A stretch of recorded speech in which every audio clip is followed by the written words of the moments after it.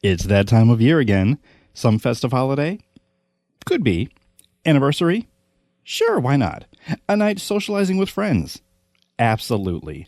Bring the class, share a wink, pour a glass of wine from Wink, your monthly online wine subscription. Try a box on me by going to j.mp/wink all one word, and take a survey to determine your flavor profile, and you'll get up to 4 quality wine selections tailored to your taste. Wine not to your liking? Try something else. Not ready for the next month's shipment? No problem. Need more right away? Lush. I jest. Wine acquisition has never been easier, so give a try on me. j.mp/WINCINDOOB, because anytime can be wine time.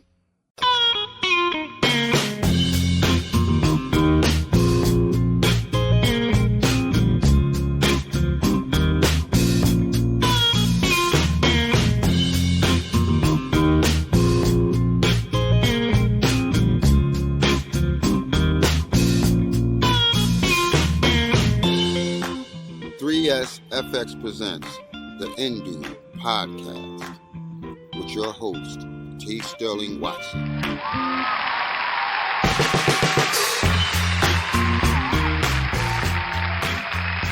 Good morning, Indubians. I'm T. Sterling Watson. And I'm Kortney.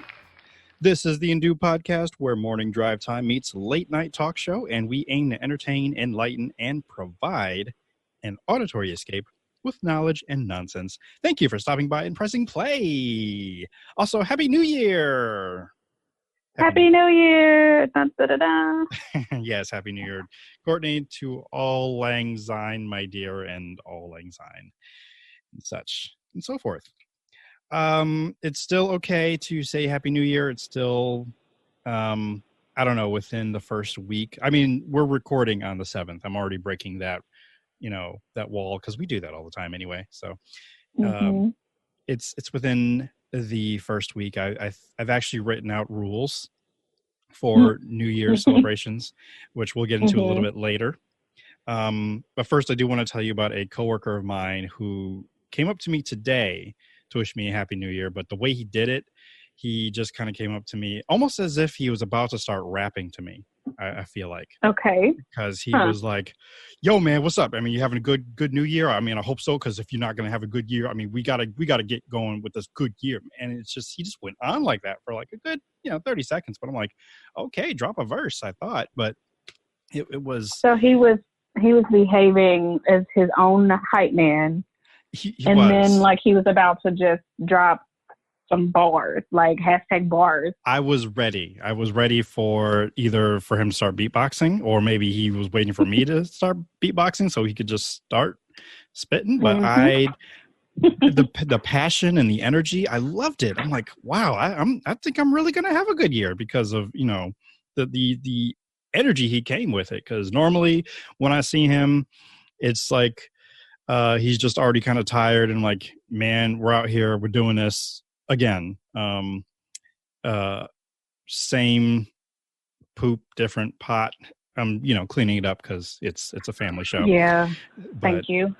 And that's disgusting. Otherwise, that's basically kind of what his rhetoric is daily. Just like we're out here, we're doing it, And he even like chastised me one day because I was doing overtime. Like, man, why are you putting in that extra time? Like, I mean, it's overtime. I mean, I'm taking some extra money from the man. I mean, I'm trying to get I'm trying to get him to relate. I'm like, the man is oppressing us, but I am taking more money from him because he's not saying, that I can't. So, and he's paying me extra right now, but I don't know. I try. I do what I can, to try to relate. Right. Yeah. Right. So how was your New Year's or actually your holidays? Because the last time we recorded was actually before Christmas. So we haven't communed in a while. So my Christmas and New Year's were very good, spent with friends and loved ones, and it was just really good. I mean, we did the whole 9 yards with Christmas, the presents, and the my family has some Christmas Eve traditions, like baking cookies and the family PJs, that sort of thing. And so we did some of that. We have like Christmas movies that we watch and stuff. And my oldest nephew, is still young enough to still want to bake cookies for Santa and leave out notes and milk and such. So he did all that. And then, of course, we had all the fun on Christmas Day. New Year's was fun, too. Ended up going out with a girlfriend and the boyfriend. And so I haven't gone out on New Year's Day in a long time, just because of safety reasons and because I'm old and want to go to sleep by like 8 p.m. This is true.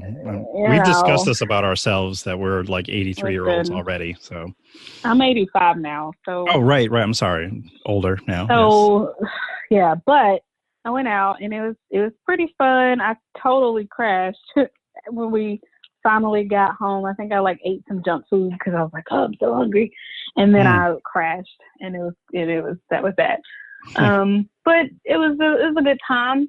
I didn't have to go. Like I don't think I would have missed it if I wasn't there. But because I was there, it was still a pretty decent time.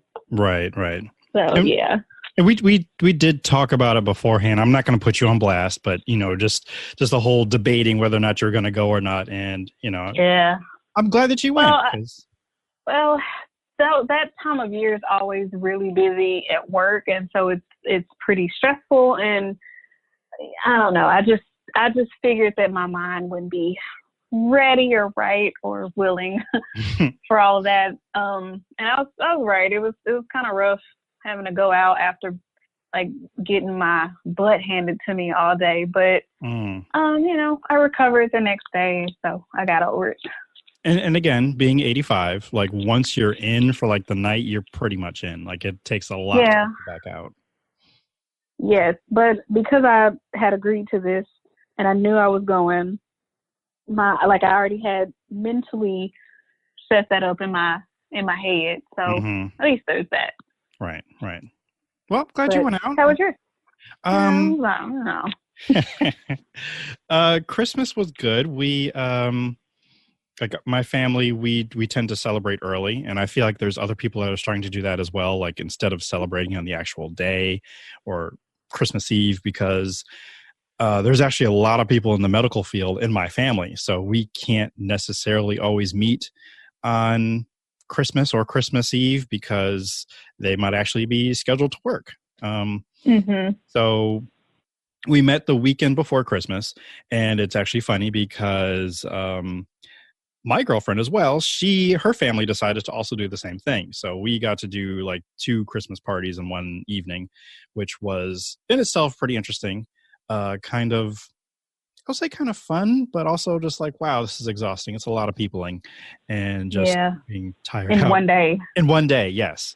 Also bringing around a little 4-year-old who, sad to say, Chief terrorized him a little bit, but I did find out later that there was some provoking going on beforehand, and plus Chief was already terrorized by having just way too many people in the house. So it just it was I get that. Yeah, it was a bit much, but overall it was a good time. Presents exchanged and whatnot. Christmas Eve we also baked cookies for Santa, and we were supposed to watch a movie, but I don't think we actually did. The Grinch was probably on, because if you're watching Freeform as often as this household that I tend to be at often does, it was on all the time. And I don't have a problem with that because I actually like the Grinch. So it was Now it's the Jim Carrey version, right? Correct. That normally plays? Yes. Yeah.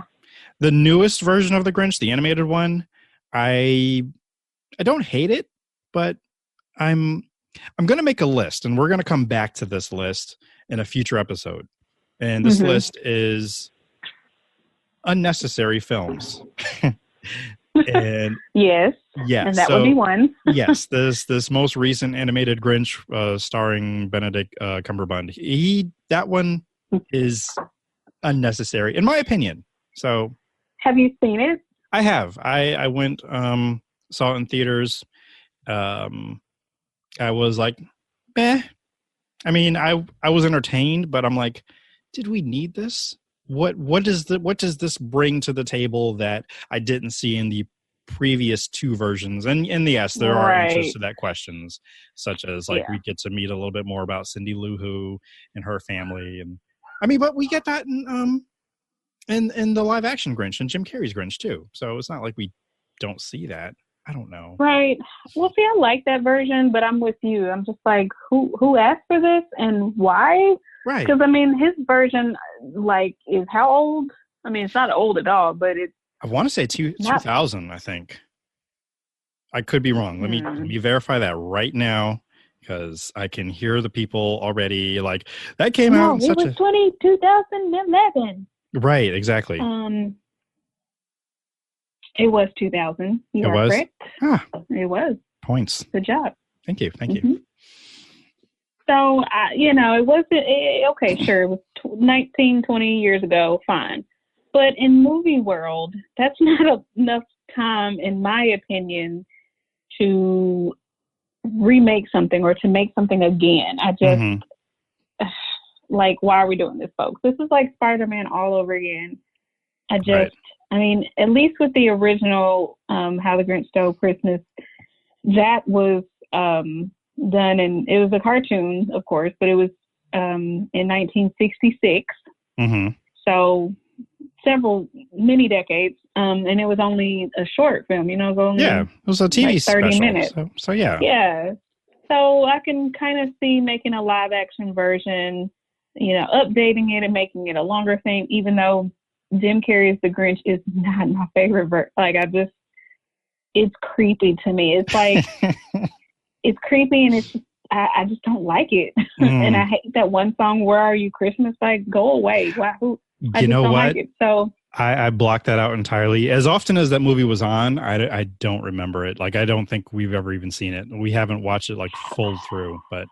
But you know that song. I do. Terrible, terrible song. Since you brought it up, I do remember it, and that is like the low point in that film. However, it's terrible. However, and I wish I had it read. I mean, I didn't even know we were going to talk about this movie because that's just how this podcast works. But I will have to try to find Stephanie Williams. She did a whole like breakdown of the movie with screenshots and GIFs and everything. I believe it's on like Sci-Fi Fan Girls or something. It's one of the I think one of her first write-ups she did for the website, and it was absolutely hilarious.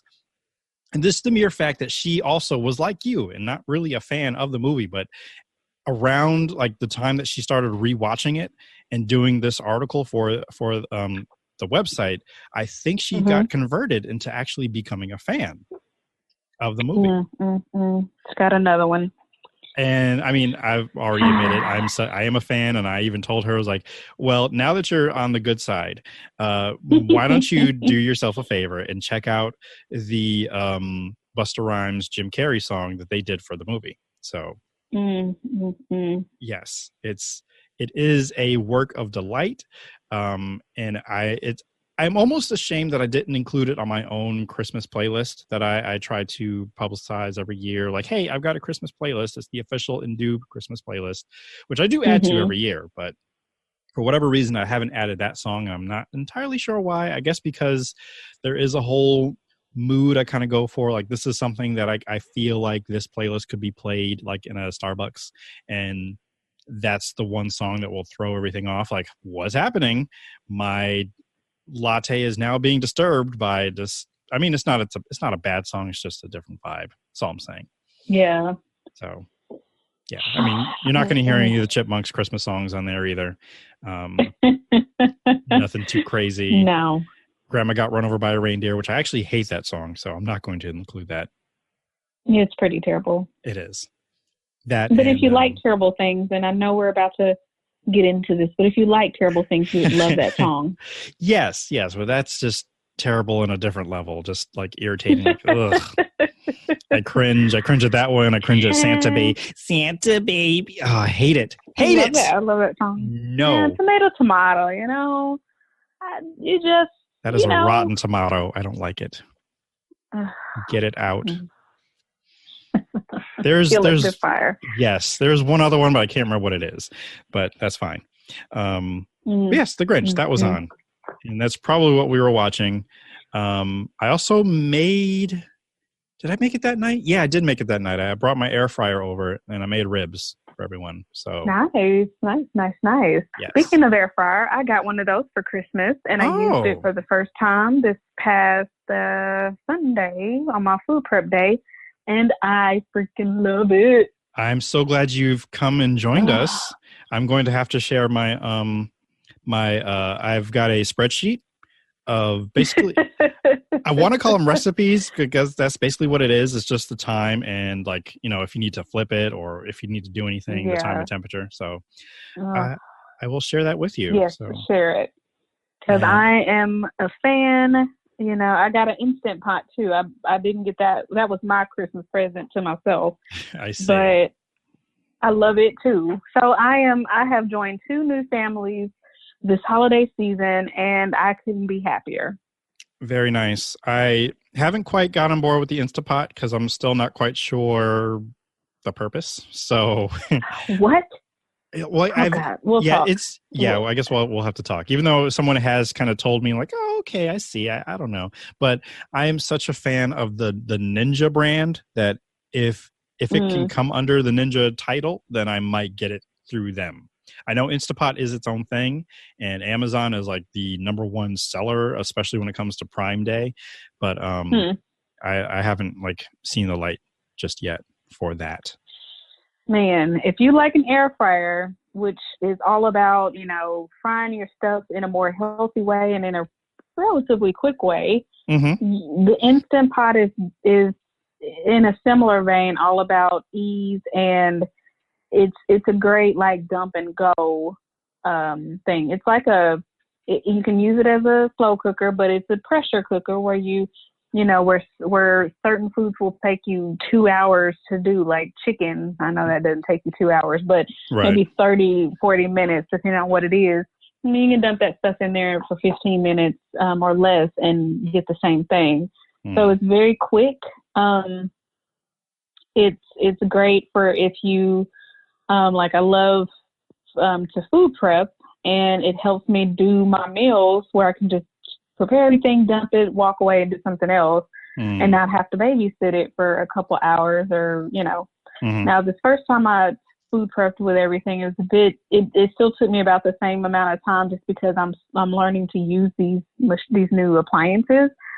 But I can see the ease of use, and I can see like the more I get used to things, the easier and the quicker I'll be able to use them. But I love them. I love both machines. I love that the Instant Pot, the inner pot where everything cooks, you can dishwash that, like put it in the dishwasher. And same thing with my air fryer, the basket part, and like there's a little drainage tray in there.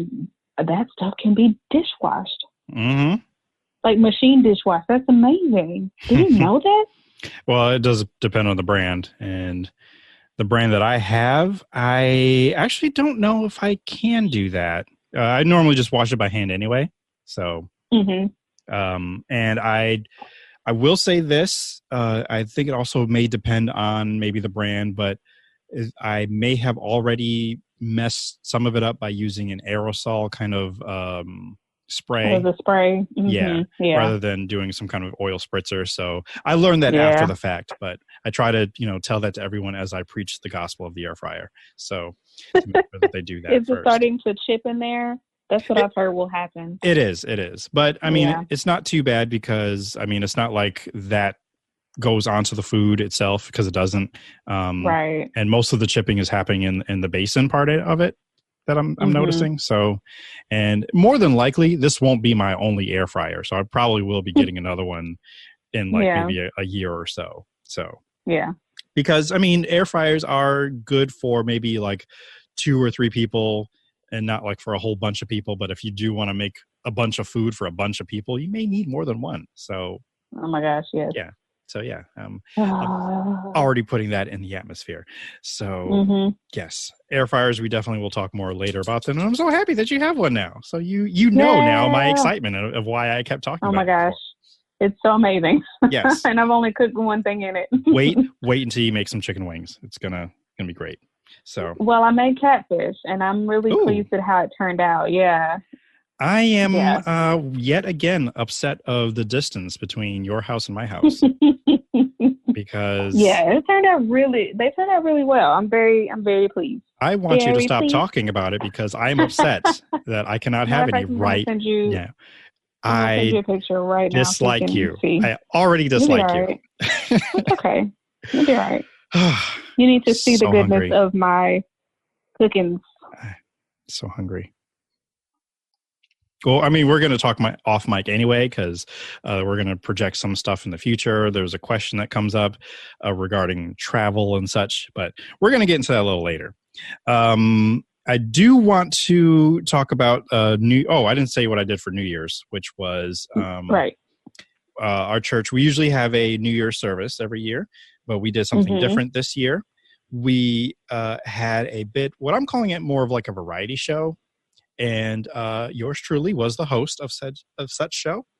And it fit in with what I already do, but it was also new because I'm like actually in front of people, and at times I had to stretch for time. And normally if I'm like on the radio, I'm trying to have to be on the air for like as short as possible. So this time I'm like, oh, so you want me to keep talking? Okay, cool.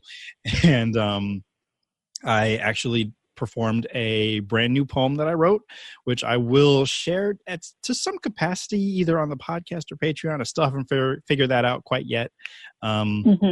So you'll definitely hear that soon. And just to tease it a little bit, the title is called Ode to Holiday Staff. So that's So I can't wait. I still haven't heard you perform it, so I'm looking forward to that. Yeah, I have yet to. I haven't even like shared it, other than because I think I sent you a copy, but I've only recited it twice. So yeah, I will do it again, hopefully to record it and practice it a few more times. I don't know if it'll be video or just audio, but that's coming. But I also do a video. I could do a video, but we will see if my schedule won't allow it. That is a quote from The Grinch. But yes, as for my New Year's rules, number one, there is a cutoff to saying Happy New Year's, and I believe I will deem that to be the 14th of January. So you have a good 2 weeks to, like, if you've just met someone, or the last time you saw them maybe was, the last year, and then you was like, hey, I haven't seen you in 1.5 weeks. Happy New Year. That's allowed. That's fine. But cool. Don't let it keep going to February and you're still saying Happy New Year to people. That's ridiculous. Right. Like get your life together. Do something else. You don't do that for any other holiday. You don't do that for people's birthdays, as far as I know. Because if that's your friend or coworker, you know it's their birthday, you're gonna try to let them know within that week. So don't go, and no one says Happy Halloween to anyone in November, really. Yeah, it would have Halloween. To be November. Yeah, I was gonna say they don't really go too much further into November. That's Happy Holidays territory. So, right, true. So that covers all your bases, basically. Well, here's the question, though. Is it Happy New Year or Happy New Year's? Apparently, it's Happy New Year, singular, since I guess it is a new year. It is. I was corrected about this. I personally don't care. So I will say whatever feels festive to me. Happy New Year's to you. That's incorrect, though. Or maybe it's someone I haven't seen in a couple of years, or I know that I'm not going to see them next year. So hey, have a Happy New Year's. Happy New Year's to all of you. All of you, New Year's. Incorrect. You're wrong. Multiple it's Happy people? New Year. No. Okay. No. Kind of like you can be plural or singular. It's Happy New Year, whether you're talking to one person or multiple people. Got it? We'll see. Because that, like, my tongue might slip, and then that S will come out. Happy New Year's to you all. And then you will be incorrect. Trying to figure out a way where I can slip that in there, where depending on whatever I'm talking about. Decorations come down after January 6th. So today, January 7th. Yikes. Yeah, so that I'm out of pocket right now. Yeah, you're out of compliance. Decorations should be coming down today, or at least the weekend after the 6th. The weekend for sure. Yeah, because I'm sick. I've been sick of looking at them for like a good week now, and that's normally not me. Well, I guess it's because I'm not lighting the lights up anymore, so I just have this random like crap lying around, like I have a random tree growing in the middle of my, with no lights. So I see that. I would be remiss if I did not mention Aunt Cindy, who I will be talking about later on in the show as well. But she, during our holiday celebration, she was like, "Hey, you didn't respond to my." I think she tweeted us or tweeted me regarding when she leaves. She leaves her tree up year round, but she just changes the decorations on the tree. Wow! So does she decorate for all the holidays? Like the next holiday coming up is, if you don't count President's Day or Martin Luther King, we'll be looking at Valentine's Day. Which, again, is another example, perfect example of saying, like, you don't say Happy Valentine's Day, like, a couple weeks after Valentine's Day. Right. Yes. But I don't think there's a lot of people that don't even say it to me on the day. Right. And it could be some people who are just cynical and just like, ugh. So they right. And that's fine. I'm with that. I'm for that. Right. I'm with it too. Yeah. And in fact, there's very few holidays I can think of other than like I don't think I even said like Happy St. Patrick's Day to people. It's just St. Patrick's Day. So or just another day, Right. It's really only Thanksgiving and Christmas and New Year's that you really get that. Maybe have Halloween. To worry about people. Happy Friday is what I get the most. So yeah. Right.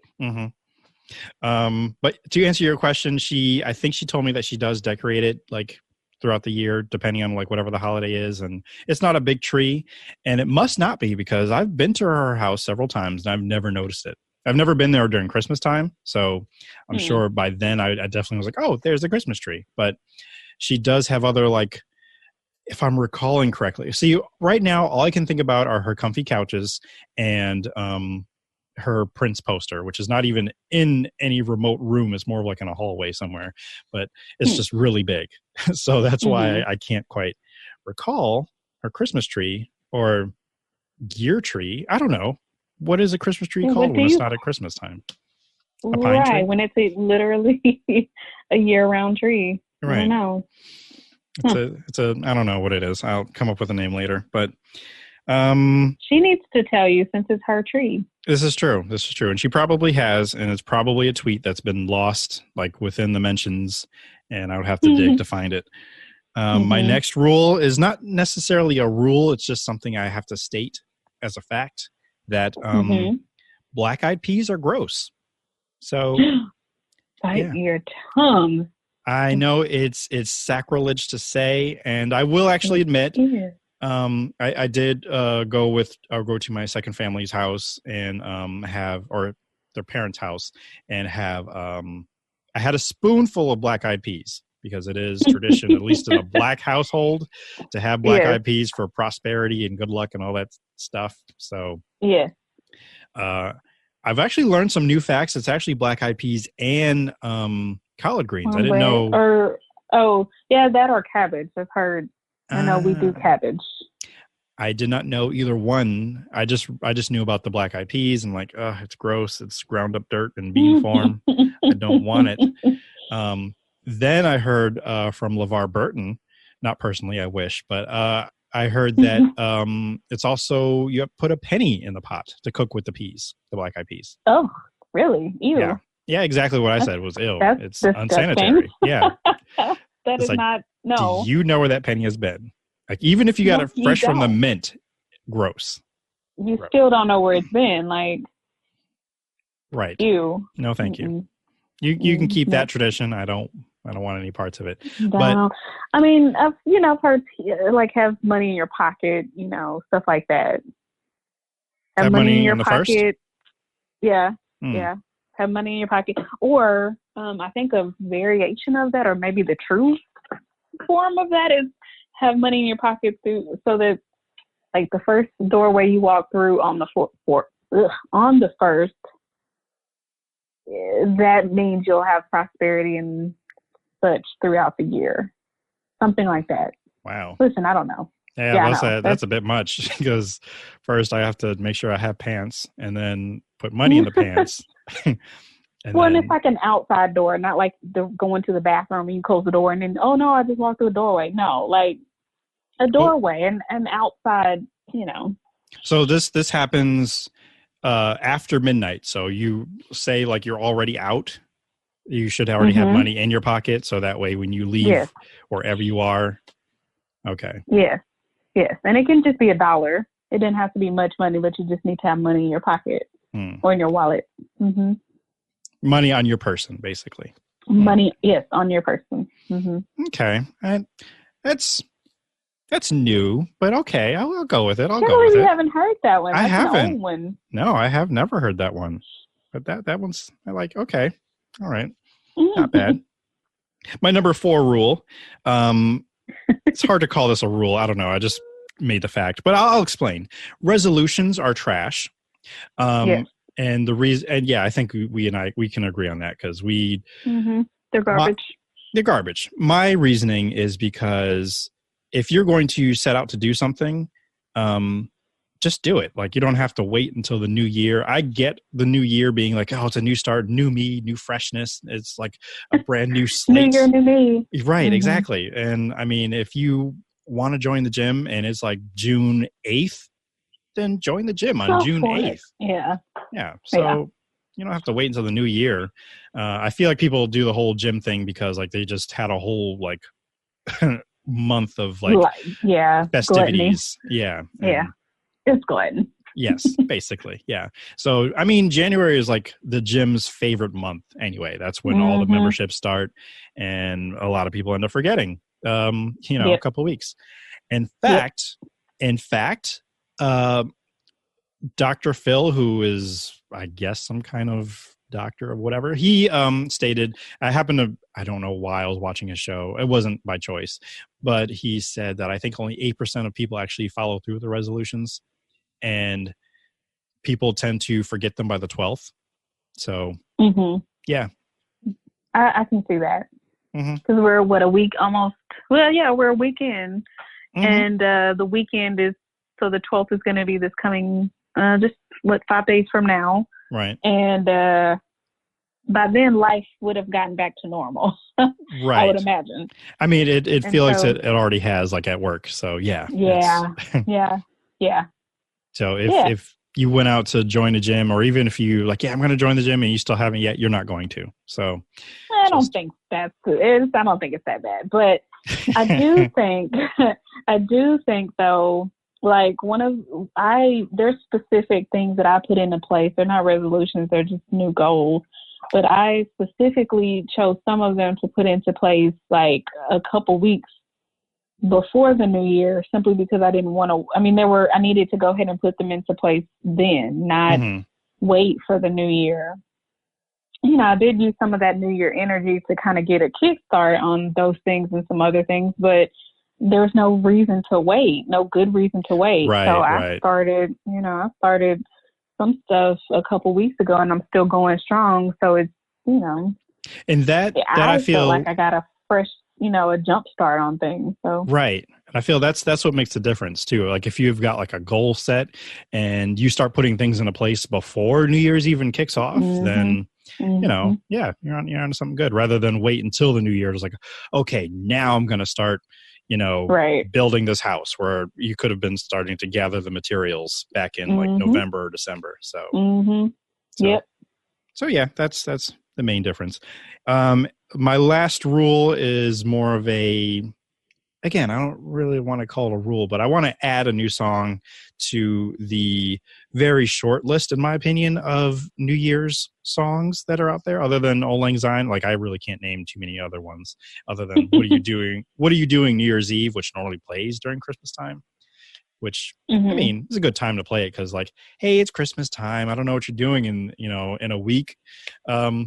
But that's basically what that song is. And, I'm trying to get a date at least. So, but this one kind of goes with the whole maybe resolution thing. And this song is normally, I suppose, if it is played at all, would be played during graduation time. It is Everybody's Free to Wear Sunscreen by Baz Luhrmann. If you don't remember this song, it's a spoken word piece. That's, I mean, I love the guy who's speaking it. I don't have his name, but it's not Baz Luhrmann, but it's some guy who sounds like he's from like the some 1950s TV, like just telling you facts about how to work your coffee machine. But like he's just so like informational, but like just formal basically. And there's this whole story behind the song itself and how they actually thought it was someone's speech, graduation speech, but it was actually a reporter or journalist or a writer, columnist. That's the word I'm looking for, who wrote the whole thing. I love it. And one of these days I intend to write my own version of it, but I have not quite sat down to do that yet, but one day. However, I feel this is a good kind of aspirational song. Even though I just talked about resolutions being trash, I do fully agree and adhere to this is a new year. So let's, do something. Let's go into that new year energy, like you just called it. And this song, I feel, would embody or even inspire such energy to, not only look back on the past, but, look forward into the future and go forth with vigor. So I would add that to, your playlist of the new year to kind of keep that in mind. So, yeah, I like the sound of that. I've not heard that one. I will share it with you. It is on Netflix. Not Netflix, Spotify. It is on Spotify. There's also, since it is like a spoken word thing, it's also a music video, which I felt it was pretty popular in the 90s. Because it came out in the 90s, and even Chris Rock made a parody of it. No Sex in the Champagne Room. So if you've ever heard, yeah. Yes. I didn't realize that was a parody. Yes. So, I mean, once you see this, then you'll understand where that came from. Okay. So, okay. Yeah. So, yeah, I will share that along with you. So, yeah, those are my New Year's rules. And before we move on from that, I want to say I forgot to mention this, but I couldn't. It's hard to forget something that you didn't know, but I didn't realize that the Undo podcast had actually been around or started in 2014 or December 2014. So that was our 5th year anniversary. So happy anniversary to the Undo podcast. Happy anniversary. Right. So I tend to do celebrations, I guess, in May, because that's when I really started to, I felt like that's kind of when I started to take it more seriously and do it on a regular basis. But I have something in mind for May, but that's coming later. We'll talk about that much, much later. But anyway, happy 5 years. So happy 5 years.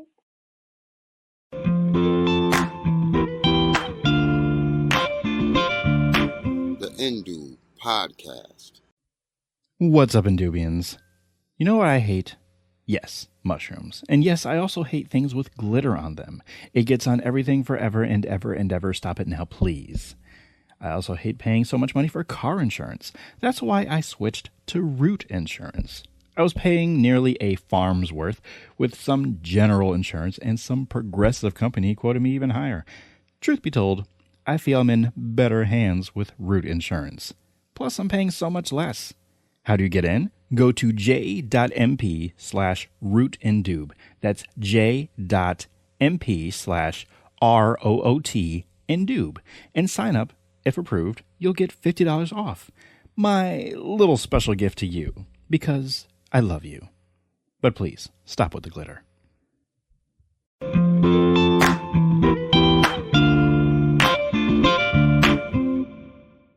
Well, I guess it's about time we get into some of our regular segments. Are you ready? Let's do it. Okay. First up, we have longtime favorite, but I haven't done it in a while, but Sheboygan news. We have some Sheboygan news. Good morning, Sheboygan. Just going to read the headline here that a Sheboygan man admitted to stealing $38,000 worth of grandmother's jewelry. So, Wow. Yeah, I picked this story because I do love a good heist. And, I mean, not that this was anything grand in terms of heisting, but this is an 18-year-old who stole from his grandmother. His poor grandmother. Oh, God, not poor, because she had like She ain't poor. Yeah, she had $38,000 worth of jewelry, if not more. Right, I was going to say at least that, because he probably didn't get it all. No, but he got it like back in March of 2019, and grandma kind of suspected that some of her jewelry was gone, and I think she even maybe suspected that he did it. She didn't actually kind of confirm it until, and this is how I know grandma's not poor, because she was back in the jewelry store, I guess, looking for more jewelry, and saw jewelry that was hers already. Like, hey, that's mine. Oh, yeah, that's even better. Yeah. So since this young caper was still, I guess maybe too young, he didn't quite have the ID to pawn it, so he had to have a friend do it for him. And apparently the friend didn't even take any of the money, so I don't know what kind of deal that was. I'm like, hey, dude, you just like lost out on like at least $10,000, because there's like 3 separate pieces, and they all equaled to about 38,000. So wow. Yeah, friend didn't even get a cut of it, so that's too bad. The pawn shop recognized it and knew the guy. I'm like, yeah, he didn't have any ID, so I couldn't sell it to him. But once the grandmother kind of found out what was happening, investigators got involved, and I believe, did I say he was arrested? I think I did say, or he admitted. I don't think he was actually arrested, but yeah, the criminal complaints, things are happening that grandmother and grandson didn't want to talk to the media, as you could imagine, other than, she did talk to the reporters when it first happened, saying like, he was the only one that had access to her home because it didn't look like anyone broke in, and he had access to her garage opener. So that's how, garage door. So that's how he came in. But yeah, that's when she noticed things were missing. I'm like, my rings, my diamond rings, and I'm just assuming there was a brooch somewhere, because old ladies always have a brooch. But sure, I think so. She sounds like a lady who would have a brooch. Mm-hmm. Mostly rings and bracelets. Those are the most valuable thing. The one that's $14,000 was a diamond and sapphire bracelet. So, yeah. Goodness, must be nice. It must be, and it was also a ballerina diamond ring that valued at $10,000. So $10,000. Mm-hmm. So yeah, I heard that girl. So I guess she wanted to go out and wear her good ring and realize it was missing, and yeah. So yeah, that's don't steal. That's all I got to say about that. Right. Especially from your grandma. Family. Yeah, goodness. That's just wrong. Goodness. That is just wrong.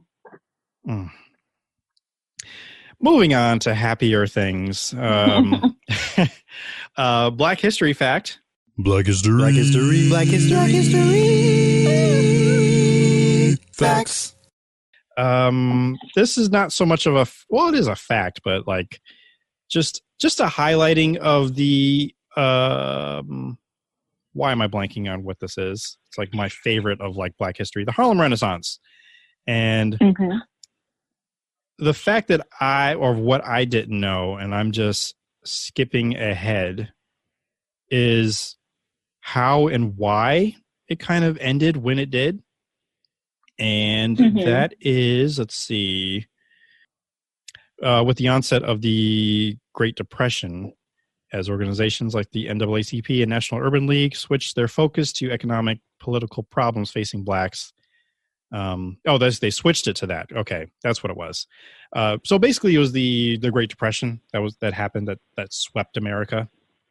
Mm-hmm. That's kind of how and why the Harlem Renaissance kind of died down, because all the money was gone, so people weren't kind of spending money, I guess, like on the shows of like that was happening in the Cotton Club, which was run by that part. I didn't see if it was actually run by Black people, but it mostly catered to a white audience, which I did not know, but it did have a lot of Black performers, so that was something. But the Great Depression hit America pretty hard. It also hit the Harlem Renaissance, which is why that kind of it was only a very short period of like the 20s until the 30s. Yeah. So just a tiny little factoid. I didn't really have anything too like, date specific or person specific, because that is a wide, for me anyway, it is a very wide like net of a time period. Like if I were to go back in time, not to stay and live forever, but just to visit, it would be, in the 1920s in Harlem, just to see all that firsthand, to see the clubs, to see the writer, meet the writers, because I'm maybe sit at a table and listen to them talk before they actually wrote some of their pieces. So I agree with you on that one. I would love to be around that, in that era too, just to sit and listen and watch. It'd be amazing. And the fashion's pretty cool back then too. I think about it. Oh yeah, I like 20s fashion. And there was actually there was a flurry of Roaring 20s theme parties that I was aware of, or New Year's parties, since we're entering the 20s now, so we're in the 20s. It made a lot of sense to do that. Yeah, so that was definitely a take-in opportunity. It is, and technically it still can go on, because we are in still 2020.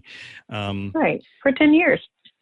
We'll be in the 20s. Exactly. And speaking of that, I have not that anyone has asked, but just in case anyone was wondering, I did not do any best of decade lists. I really haven't had the time to sit down and actually think about it. Didn't even really think too much of like best of 2019 either. Not to say that I can't, because it's history. Everything is laid out. I can always go back and check. And maybe we'll do that later in the year, because like I said, you can always do that later. So but I really haven't done that. We will be talking about that a little bit later. Just, a couple of the things that happened at the end of the year, like pop culture wise, but we'll get to that. But yeah, I do have a combined, yet again, space and Spookums Zone story for you. I'm actually just going to summarize this, because I didn't actually read the article, this particular article. I read about it about a week ago. I think it was about a week ago. That Britain's first female, is it considered astronaut? I wasn't sure if that's just U.S. Nope, they're just calling her person in space. Okay.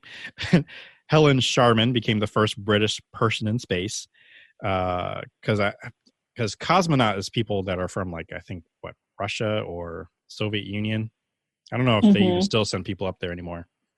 But I thought astronaut was just specific to Americans. Like going in space. Right. Oh. I thought astronaut was from anywhere, but like any country, but those specific to go into space. Yeah, I don't know if they had a specific name, because the Chinese are up there. So I don't think they have a special name other than astronaut. I don't know. I'll have to look into that later. But apparently maybe the writer for this article didn't know either, so that's why they just said became the first British person in space. So, but she basically said that she definitely believes that, when she traveled to the Mir station in 1991, so when she speaks about aliens, it carries some weight. Because, being a person in space, aliens exist. She would know. Yeah, she would know. Quote, aliens exist. There's no two ways about it, she said. There are so many billions of stars out there in the universe that there must be all sorts of different forms of life.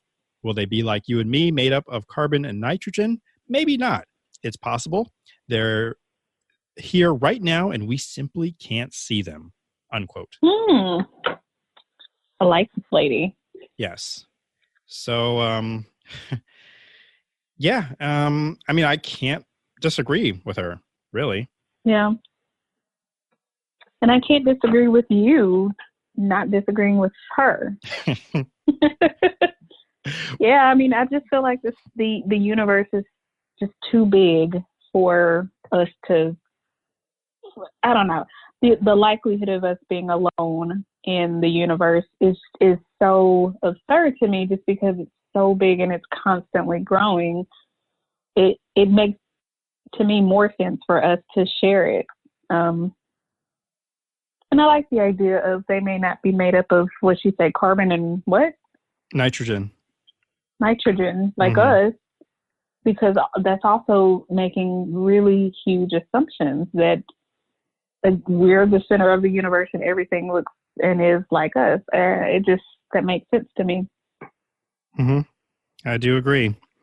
I did continue on a little bit further in this article that I did not previously read beforehand, because this is a different one than the first one I read. But I'm reading this because there was another story that I wanted to share, but I couldn't find it. But this one actually references it. And it also references a past thing we talked about on the show. And I've actually forgot how to say it, but we're going to get to that. Astronomers have long searched the stars and neighboring planets for signs of extraterrestrial life.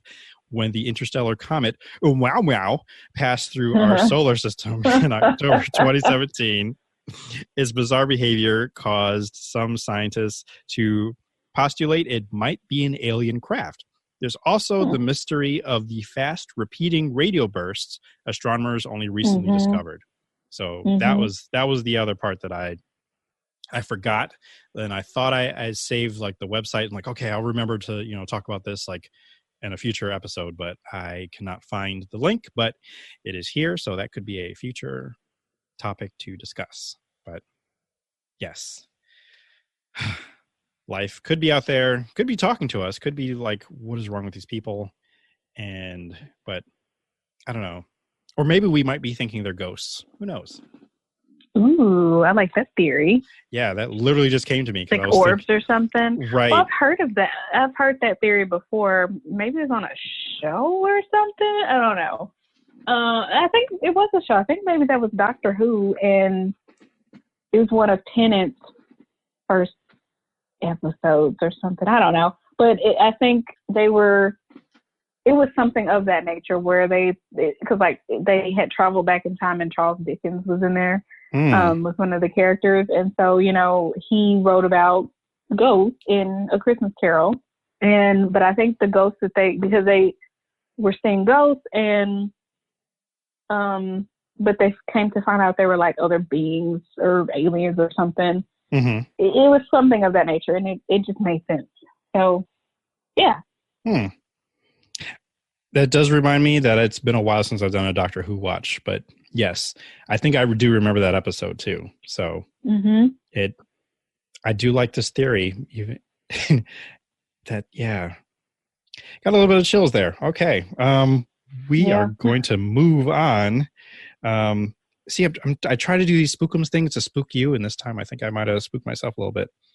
Hey. Word watch. This is actually a phrase, and I said I was actually going to find the definition for it, but I didn't even say what it was yet. Unmitigated disaster. What are your thoughts? Love it. I love that phrase. It's such like a haughty, bougie, like weighty word or phrase. But it slaps you upside your head at the same time. Like, like it's so what's it, stuck up, but like pinpointed truth at the same time. I just love it. I don't know if any of that makes sense. It makes sense in my head. I'm trying to remember where I heard it from today that made me think of even using it today. But for those who are uninitiated, unmitigated by itself just means absolute, unqualified. So it's like a disaster. Well, if to put it the whole phrase together, unmitigated disaster, it's like an absolute disaster, a complete catastrophe. And I mean, we can even go as far, or not go as far. Yeah, what am I trying to say? Our current times could be sometimes described as an unmitigated disaster, which is, I feel, a renewal or even a mental rebirth for myself of why I do this podcast, just to give people a break from real life, especially if you pay attention to whatever is happening in current events. So because that could be described as an unmitigated disaster, and it's quite disastrous. So yeah. I don't know. What I was telling you before, when I told you the word, it just rolls off the tongue, and I just like the way it sounds. It just gives extra weight to. It's like, yeah, this is not just a disaster, but it's an unmitigated disaster. So, really brings home, like, man, this is bad. Right. Like I thought it was bad before, but no, this is worse than bad. So this is actually bad. Yeah. I first heard it in the movie Scott Pilgrim versus the World. So it's kind of been with me ever since. Oh well, but yeah, we kind of covered what it meant.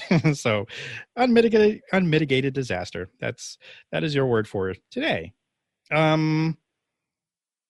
So just kind of switching gears a little bit, just talking about some of the movies and TV shows that we maybe consumed within the last couple of weeks, which does lead up to a movie that we will talk about briefly, because I feel like in order to give, I'm just going to let the cat out of the bag, talk about cats briefly. I really want to bring Berto back to the show, so we can all just kind of just dive in and just talk about the unmitigated disaster that movie is. And what are you purring? No, I'm not purring. You jerk. No, take it back. But we'll talk about other movies and TV shows that we have seen. Whether or not we've enjoyed them is another story. Within the past, say, I don't know, month, I guess, because it's been a lot, and we haven't recorded in like some time. So, anything that you have seen TV or movie wise that you want to share / even recommend or even review? Well, I saw it on the show notes for today, but I recently saw Knives Out, which I loved. Did you? And I loved it. I want to, the movie ended and I wanted to see it again that quick. So I know I'm probably going to try to own it at some point in my life, but it was so good. And I figured it was going to be good, but it was just, it showed, I don't know, it just shed light to a lot of things that I didn't expect out of this movie, because I'm not much of a mystery type person, but it was just so good, so entertaining, so good. I also loved it for several reasons. I do like a good whodunit once in a while, but I also love like a good ensemble cast, which, you know, this had. Yes. And even trying to figure out, you know, who did it and then and why. So, but I think even after that was even revealed, it was just more so just having fun with the characters. And so I almost didn't care who did it. I just want to kind of know more about these people. And I love listening to the Empire Magazine podcast, because it is a British podcast, but they will do accents every so often, specifically the main host. So he likes doing whatever accent, the Southern accent that Daniel Craig was doing, which is like so overdrawn. Like, yes, and, like molasses. Yes, super drawl. Yes, Southern. You know what I mean? Right. Like if Foghorn Leghorn suddenly became a person. So yeah. But I loved it. He's a little bit more country, but he's Well, but slower. Yeah, but this character speaks much slower than Foghorn Leghorn does. So. Yes. But more deliberate and more drawn out and pretty accurate, I'd say. Yeah, and I rather liked it and enjoyed that, and just the characters, and I think a lot of people, myself included, just waiting for Chris Evans to show up, and then even when he does, just delightfully. I know that the term chewing on the scenery is normally like a bad thing, as if people are overacting, but in a movie like this, you kind of have to. And I'm not saying he was, but like he's just in there like, oh, he's here. Now it's like, all right, let's like, you just know he did something. He had something to do with it. Him in that sweater of his. So, but I mean, I just loved all the characters, and I really just enjoyed the world that they're in. And I look forward to the sequel that has been more or less, announced. So, there's a sequel. I don't know. It's still in talks. Like we're still waiting to see if Daniel Craig will sign the dotted line, and I hope he does. Yeah, because I like this character. This was fun, like you said, and I enjoyed it immensely. So yeah. Did you see anything else that I had on my list? Nothing else on your list. But I did finish The Witcher. Okay, I started it and fell asleep. But go on. What? How could you fall asleep? I will say that it was actually pretty late, and okay. Yeah. So my eyes, like, I want to keep watching, and then I just tuned it. Yeah. Boop. You boop. Yep. Just booped. Just gone. Well, I love it. Like, I love it. And I've wanted to, it's another one where I was just like, I finished it and I want to watch more, or at least watch it again. Cause I like to watch things again and again. I do. But I have not watched The Witcher again cause I'm trying to distance myself from it. And I'm trying to watch other things if I'm going to watch other things. Right. But I loved it. Now I want to read the books and read the books that the show is based on, to see the similarities and to just get more of it, Right. It was interesting because I didn't even know that it was a video game as well. Because I saw, I watched some video that actually came out a couple years ago explaining who or what The Witcher is.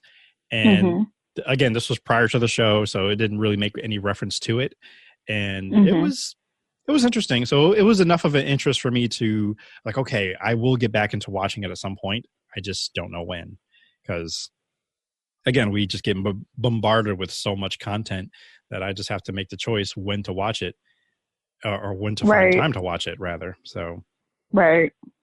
But yeah, I did start it like the first half. Wait, did I even make it through the whole episodes? I don't think I did. I'm gonna have to start from the very beginning, which I even hate to admit that I've started the beginning twice, because I actually did try watching it with Ashley at one point, and I think that was the first time I fell asleep. Second time, I think I fell asleep again, because keep trying to watch it at the wrong time, which is sleepy time. So yeah, need to watch it in the daylight hours. I'll try that. Raising Dion, I actually watched a few months ago, or a few weeks ago, a while ago. But I'm only including it because I put these together because they feel like a starter kit of some sort of like black superpowers. And Raising Dion being one of them, which I liked. Then I'm switching on those list here to Fast Color, which I liked more. And I watched that recently. That came out last year, but for some people that came out this year, like especially like in England, I think that came out. In the UK, it came out this year, or sorry, 2019. And then Watchmen, the HBO series, which was absolutely wonderful. And I am on team one season, if there's such a thing, which I know there is. Meaning, after you watch this show, no more seasons. Like, just let it end right where it is. Oh, okay. Really? Yes. So no, you don't want any more. I don't want any more. Damon Lindelof, who is a TV show creator and showrunner that I do trust, he created Lost. I am on the side that I loved the ending, I know it's very polarizing. I did follow him and watched The Leftovers, which was a very challenging show because it doesn't answer like too many questions, and it'll just leave things like, this just happened, deal with it, and then it moves on. So it doesn't like sugarcoat things. It doesn't have a whole lot of explanation for things. And I like shows like that. Like I don't want to be spoon-fed everything all the time. I don't need exposition all the time. So, and that's actually what I loved about Watchmen as well, where it doesn't do that. And you don't need to have seen or have read the previous Watchmen movie or the graphic novel. And it's more based on the graphic novel than the movie, because the movie has separate things that make it different.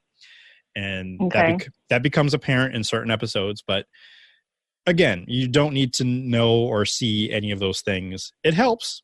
And I feel like they even for people who have seen the movie, I feel like it does like throw some things, you know, kind of like, oh, wow, okay, they'd use the same color scheme or the same like little hints, little notes. But there's dozens of Easter eggs throughout this whole series. So I love it so much. And just how it speaks on race, on just the time that they live in and how it mirrors the time that we live in now. It's so much.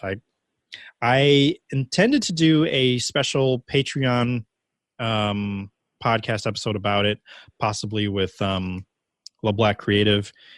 We still may do that in the future. Again, due to holidays, it's kind of hard to, you know, get that going.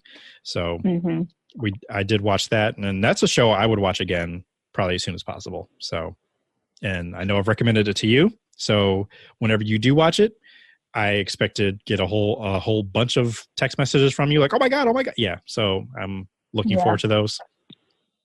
I did see Spies in Disguise.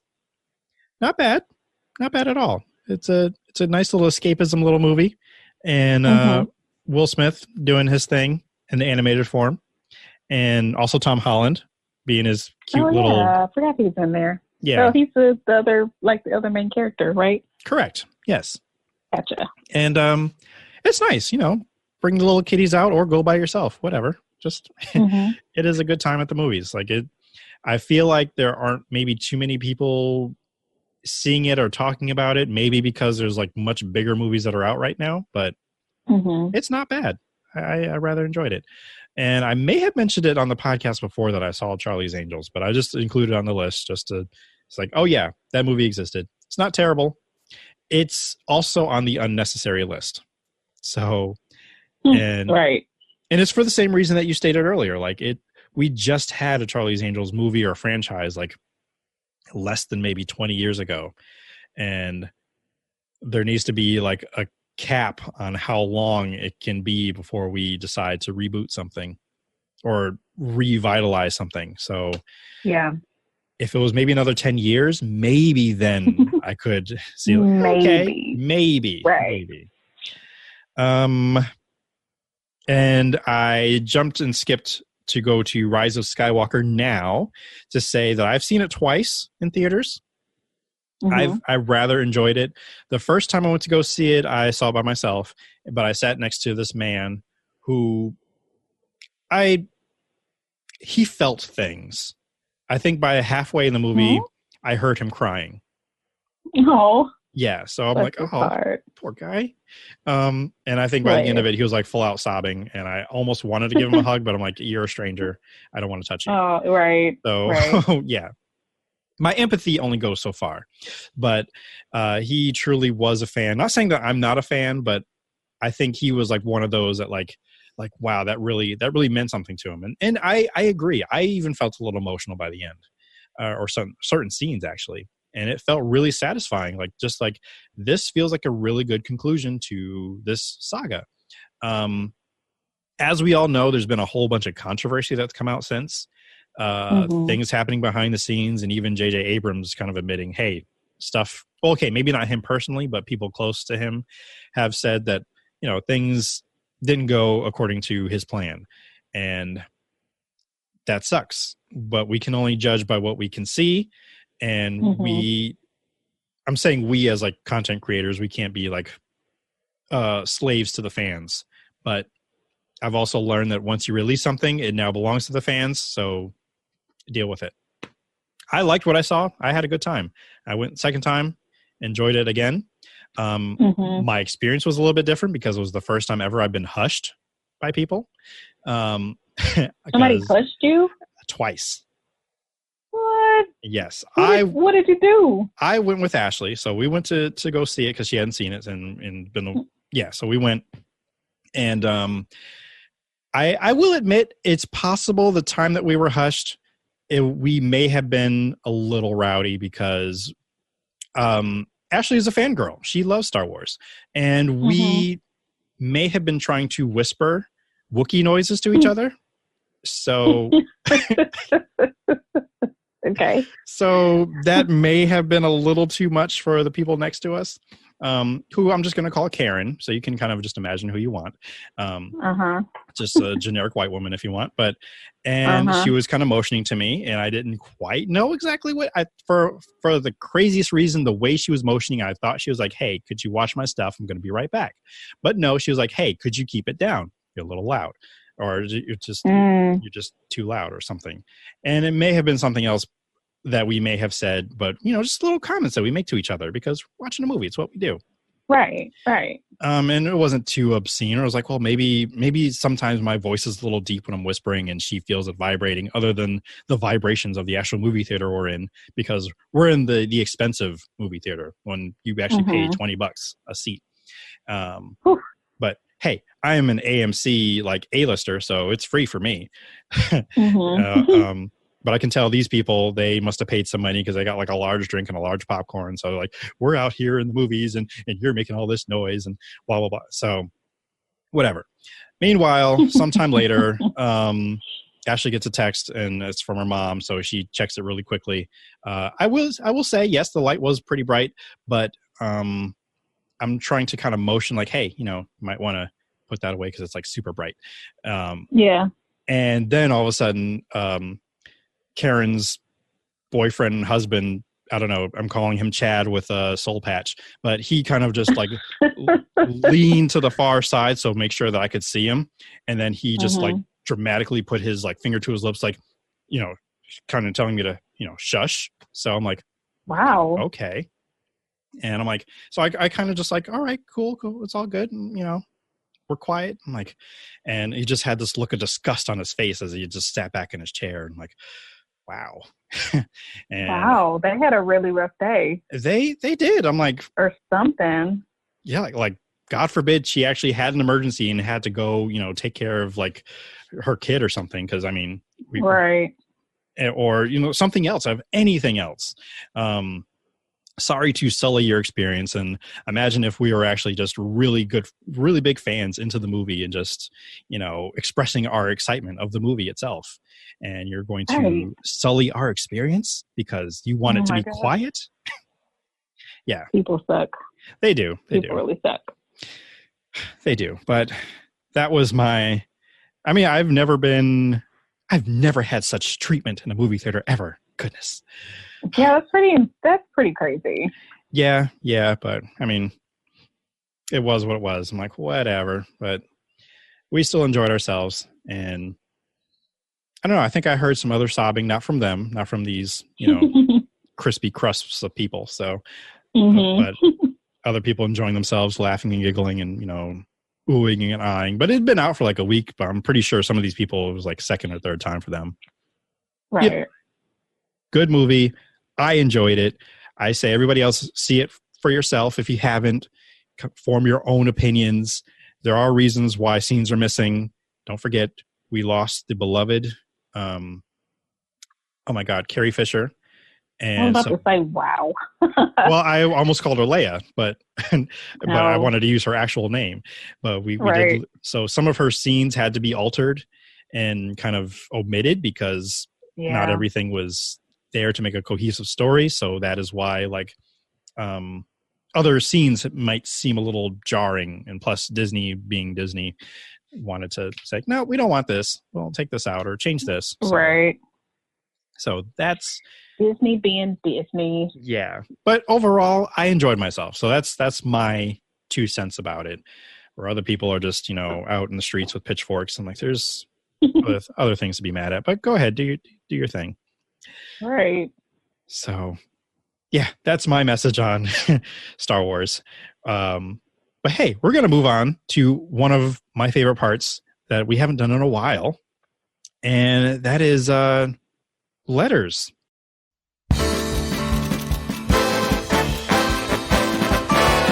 Letters, oh, we get letters. We get your letters every day. Mailman, mailman, mail today. Reach right in and pull one out. Those letters, I love those letters. Let's find out what you got to say. Oh boy! Mailman, mail today. So I did another Ask and Do post, and we have 2 people that asked us questions. And both of them actually asked multiple questions. And I did prep you already for one of them. Mm-hmm. So if you... Oh, I'm sorry. This is Berto, yet again, who gave us a lovely question, who will be on a future episode to dive further into... Yes, I did see cats. I forgot to talk about cats, but we'll... Cats is an experience. That is what I'll say. I'll also say it's not as bad as people are making it, in my opinion. And it is watchable, but it is very confusing, very baffling. And I think it's a growing trend, and I love this trend actually, is that people are seeing it and then they're trying to say how bad it is and finding creative ways to say how bad it is. And that is part of the fun of Cats. So yes, it's a bad film, but there's much worse films out there, such as Tyler Perry's Acrimony, which is also delightfully bad, but for other reasons. And that is another movie, Kortney, that you need to watch. So I need you to get on that as soon as possible. Gotcha. Noted. Yes. But back to Berto's question here, since we were discussing cats so much. If you were a Jellicle cat, what would your name and title be? Were you able to come up with an answer? No, and I don't want to. That's okay. I named you for you. I gave you a name. Question. I gave you a name. What? Your name would be Mad Max Furry Roasta. I'm itching. Just my teeth. That makes my teeth itch. Moving on. As for your you have to give your stupid name. Yeah, I'm gonna give my name. Your title, basically, you're just like a rage-filled cat person, who I forgot. I should have wrote the rest of it. What it is that you do. But my name is Snarkums. Oh my goodness, that was a hard time saying out loud. Snarkums McGillicuddy. Snarkums McGillicuddy. That's not Cuddy, but Cuddly. So yes. Oh my god. My title is a critical cynic or a cynical critic. Either way, I'm judging you, and I probably have something to say about it. Whatever it is that you're doing. Well, congratulations, I guess. Berto goes on to say that movies he actually also asks us, wait, does he ask us? Well, a movie he's looking forward to is Birds of Prey this year. A TV show he's looking forward to is WandaVision. But a cereal that he recommends is the churro version of Cinnamon Toast Crunch, which I have had. I don't particularly care for it. Like, it's not bad, but not particularly, moved by it either. Like, I think I actually still have some left, so that could be a bit of a sign. But I had several bowls of it. It is not your taste. It may not be, even though like my favorite cereal is Cinnamon Toast Crunch. Like the churro version, I was like, I don't know. And I recently tried the Pop-Tarts, the cinnamon Pop-Tarts cereal. That one isn't bad either, but I know I'm not going to buy it anymore or again. It's weird texture. So yeah. So I'm not doing that again. And that is all from Berto.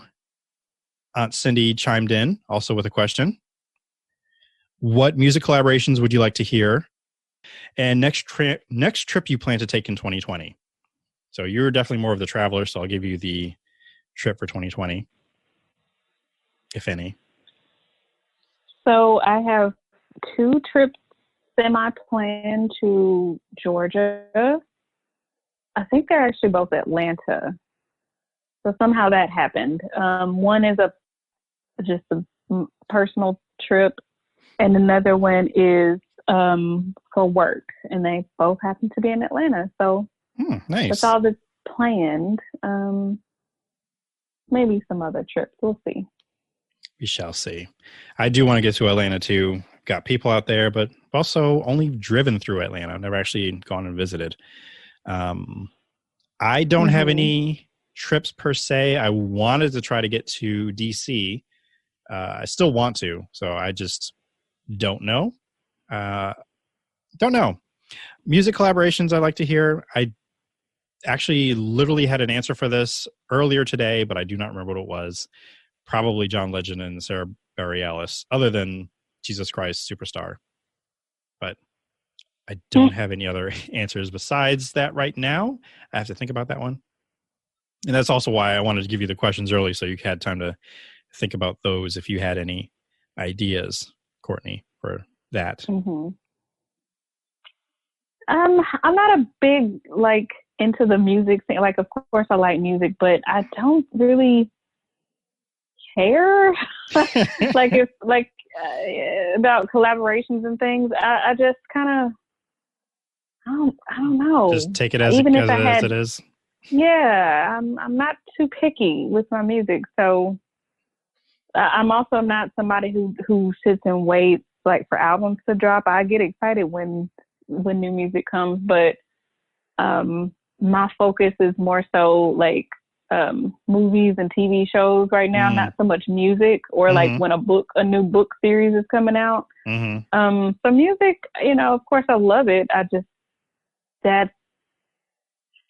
I take it as it comes. Right. And I too, I think I'd rather just be surprised, oh, they got a song together, cool. And then listen to it and be like, oh, it's okay. Because that also tends to happen too. Oh, I thought I was more excited for this. But yeah, I tend not to really look too much into it because we often hear oh, so-and-so's come out with an album and then it just gets delayed or never happens. So I'll just wait until Spotify says, hey, new music from so-and-so. I'm like, okay, cool. Let me check it out. I don't really have too much of an answer for that, for either one, or even music coming. I'm always on the lookout for waiting for the next Adele album. So I keep in mind however old she is now. So that way I'm like, okay, it's time for 29 or something, I think she's 31 or something like that now. Okay. So that would be the next album title. I'm looking forward to Adele 31 or Adele 32. Whenever she decides to release music, I'm ready for it. And I believe that wraps up the questions that we have. And again, if you want to send us questions, you can tweet us. I keep forgetting that we have a Facebook page now, so you can drop your questions there. That's at InduPod. You can also email indupod@gmail.com. But let's close up the mailbag. Another letter from our listener.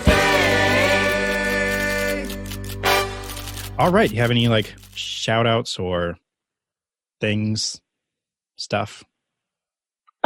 Well, if you would like to follow moi, you can catch me over on the Twitters at IamKHinton, and shoot me a line. Okay. Sorry, I thought I heard buzzing of a pest that I thought returned. Stink bugs, yes. It happens when, the room itself is a certain temperature, but it could just be my imagination. Anyway, can follow me at All Things Indube as I try to gather my bearings. Go to indube.com to find ways to connect with us. Again, we're on Facebook now. The bane of my existence, but we're there. Like the page or join the group. There's terrible typos in that sentence I wrote. Indube Pod is how you find us. Ask us questions by emailing indupod@gmail.com. Please rate, comment, and share the pod on Apple Podcasts, Spotify, Podbean, and wherever podcasts are located.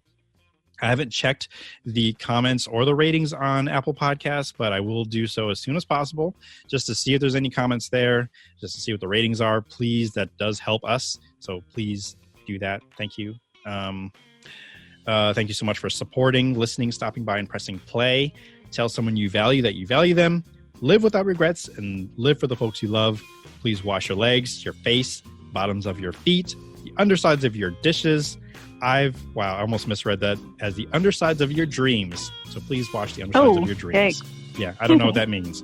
I've been your benevolent host, T. Sterling Watson. And remember, if the world didn't suck, we'd all fall off.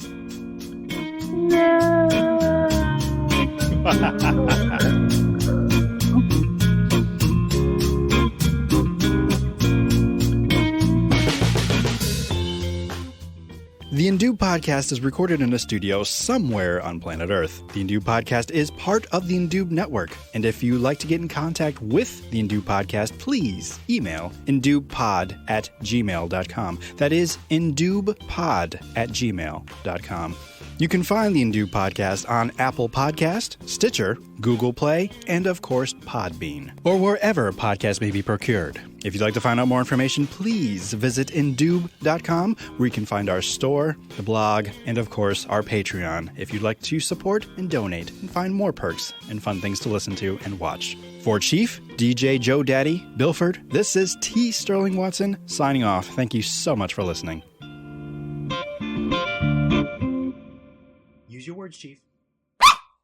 Good boy. This has been another 3SFX production.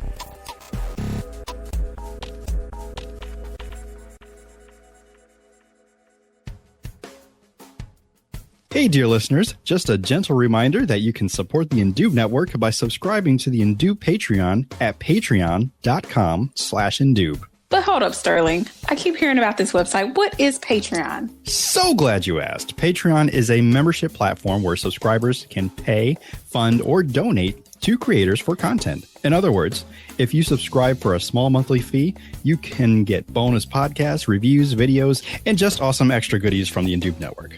So all that extra stuff we couldn't fit in this episode they're listening to right now will be on the Patreon? Exactly, and so much more. Oh, really?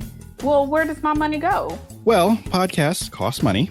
Microphones, conferencing software, and host websites aren't free. So every little bit that a patron chips in helps produce the content they already love and enjoy.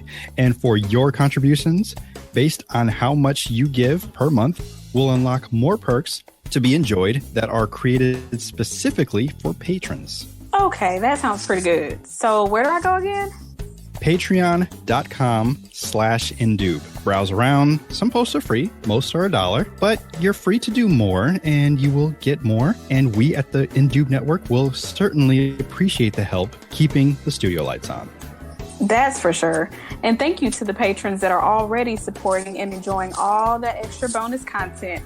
Like that one video where you did that one thing you said you wouldn't, couldn't, and shouldn't do. Oh, I know. And I almost got killed to death trying to do it, but I did it and now it's done. That was hilarious. Good times. Good times.